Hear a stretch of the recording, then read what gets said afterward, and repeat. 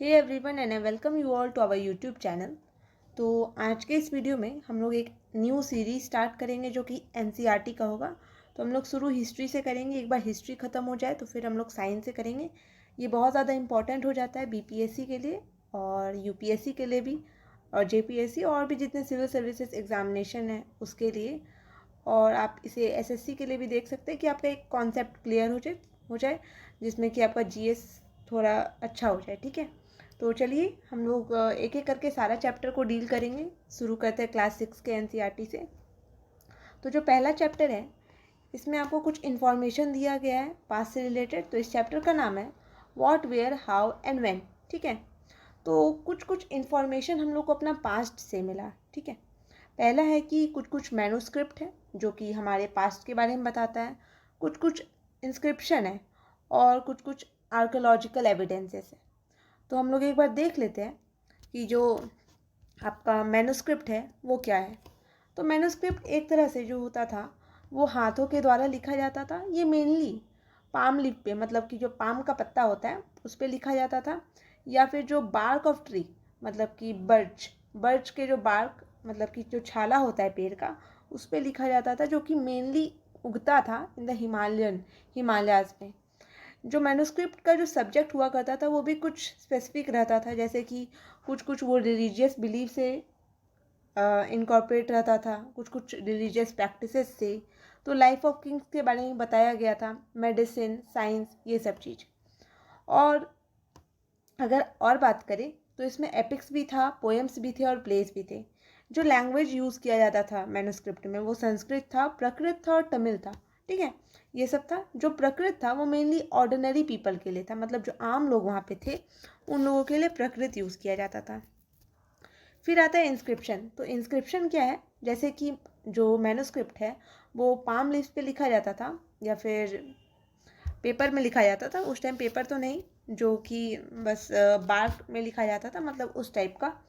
तो फिर इंस्क्रिप्शन जो था वो हार्ड सरफेसेस पे लिखा जाता था, जैसे कि स्टोन हो गया या मेटल हो गया। ठीक है, जो किंग्स थे ये मेनली इंस्क्रिप्शन लिखवाते थे। अब कोई छोटा, मतलब कोई गरीब आदमी या फिर जो नॉर्मल मैन है वो जा कर के अब खुदाई करके तो लिखेगा नहीं, मतलब उसे तो किंग का पैट्रोनेज मिलेगा तभी जा कर के वो होगा। तो मेनली जो इंस्क्रिप्शन होता था वो किंग के द्वारा लिखा जाता था, जिसमें वो अपने जो विक्ट्रीज थे, मतलब जितना वो जीतते थे, जितना बैटल वो लड़के जीतते थे, उसका एक रिकॉर्ड रखा जाता था। तो कुछ कुछ जो एग्जाम्पल है, जैसे कि कंदाहर इंस्क्रिप्शन, ये अभी अफगानिस्तान में मिलता है। ये लगभग 2250 साल पहले लिखा गया था और ये अशोक, जो राजा अशोक है उनके ऑर्डर पे लिखा गया था। यहाँ पे दो स्क्रिप्ट लिखा जाता है, और जो कि है एक ग्रीक और एक है अरेमिक। ठीक है, फिर आता है रोसेटा इंस्क्रिप्शन। तो अगर आपको कभी पूछ दिया कि the term Rosetta deals with, तो वहाँ पे बहुत सारे एग्जाम्पल दे दिया, मतलब ऑप्शन दे दिया रहेगा। तो आपको इंस्क्रिप्शन बताना कि रोसेटा एक इंस्क्रिप्शन है जो कि नॉर्थ कोस्ट ऑफ इजिप्ट, एक शहर है इजिप्ट का नॉर्थ कोस्ट में, वहाँ पे इसे पाया गया।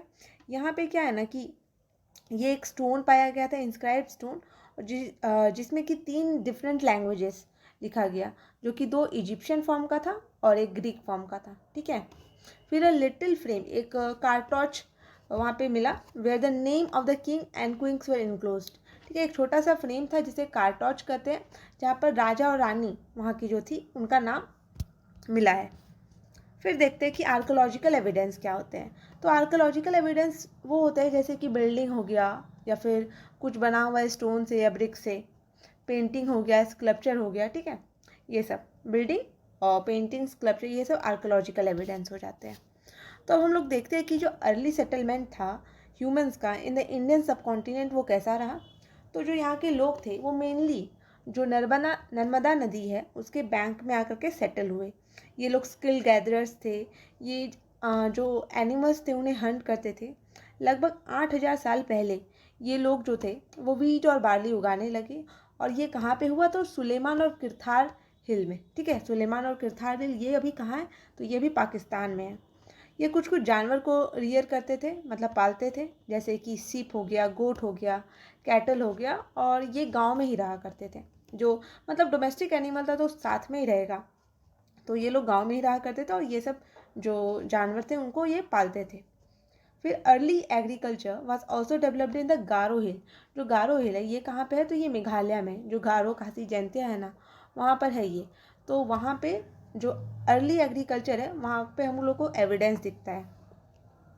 फिर लगभग 4700 साल पहले, मतलब 4700 साल पहले, कुछ कुछ सिटीज़ जो कि इंडस नदी और उसका ट्रिब्यूटरी पे बना, यहाँ हम लोग को इंडिकेशन दे रहा है ये इंडस वैली सिविलाइजेशन का बात है, ठीक है, हड़प्पन सिविलाइजेशन कि 4700 साल पहले कुछ कुछ अर्लीस्ट सिटी फ्लरिश करता है इंडस की जो बैंक है और उसका ट्रिब्यूटरी जो है वहाँ पे, ठीक है, जो कि हड़प्पा, मोहनजोदारो, ये सब है। 2500 साल पहले, ठीक है, उसके बाद में जो ऋग वैदिक टाइम था तब गंगा और उसके ट्रिब्यूटरी, मतलब लेटर वैदिक टाइम में गंगा और उसके ट्रिब्यूटरी के तरफ जा कर के ये लोग सेटल होने लगे।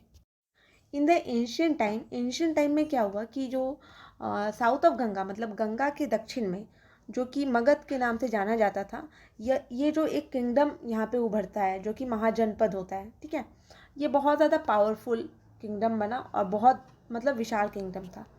तो आप मगध के बारे में जाने, मतलब यहाँ पे आपको एक क्रोनोलॉजी दिया गया है कि पहले जो हड़प्पन सिविलाइजेशन था वो आया, उसके बाद वैदिक जो कि ऋग वैदिक और लेटर वैदिक था, और फिर बाद में महाजनपद आकर के बनता है, ठीक है।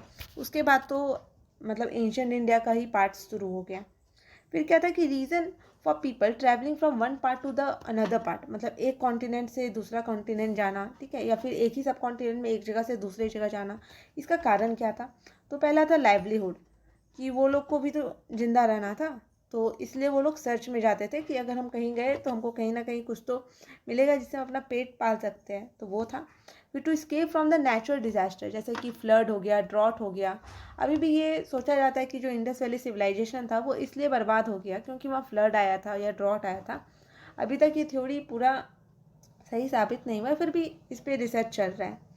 फिर क्या था ना कि कनक्योर लैंड, जैसे कि आर्यंस आए थे तो ये माना जाता है वो सेंट्रल एशिया से आए थे, as per the marks Muller, कि वो लोग सेंट्रल एशिया से आकर के इंडियन सब कॉन्टिनेंट में, तो एक तरह से लैंड कॉन्क्योर करने के लिए भी वो आए होंगे, तो ये भी एक रीज़न है।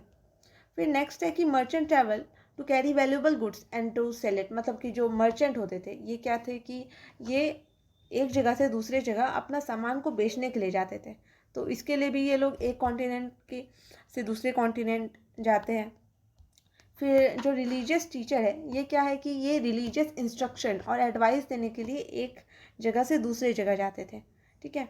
फिर और भी बहुत सारे कारण हैं, जैसे एडवेंचर हो गया या डिस्कवर करना है नया प्लेसेस को, तो इसलिए फिर ये सब के कारण क्या हुआ ना कि हम लोग एक जगह से दूसरे जगह जा रहे हैं। जैसे कि अभी के टाइम में हम लोग ग्लोबलाइजेशन देखते हैं, तो उस समय के टाइम में ये भी एक तरह से ग्लोबलाइजेशन था, ठीक है, जिसमें कि जो आइडियाज़ थे उसे शेयर किया जा रहा था, जो इन्रिचमेंट हो रहा था कल्चर का। तो फिर नेक्स्ट ये है कि जो मतलब कि भारत का नाम कैसे पड़ा, ठीक है।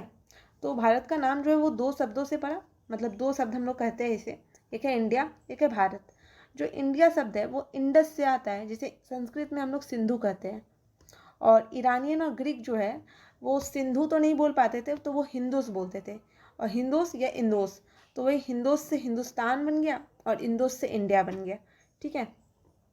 तो फिर land to the east of the river, मतलब जो यहाँ पे ये अगर इंदस रिवर है, ठीक है, और तो फिर इसका जो ईस्ट में जो जगह है तो इसे कहा गया इंडिया, तो इसीलिए इसका नाम इंडिया पड़ता है।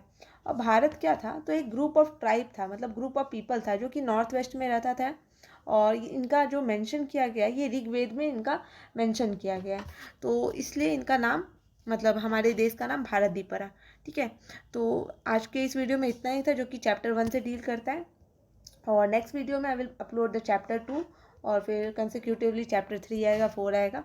तो अगर आपको मेरा वीडियो अच्छा लगा तो आप प्लीज़ इस चैनल को लाइक करें, अपने दोस्तों के साथ ज़रूर शेयर करें और ऐसे ही पढ़ते रहें। Thank you so much.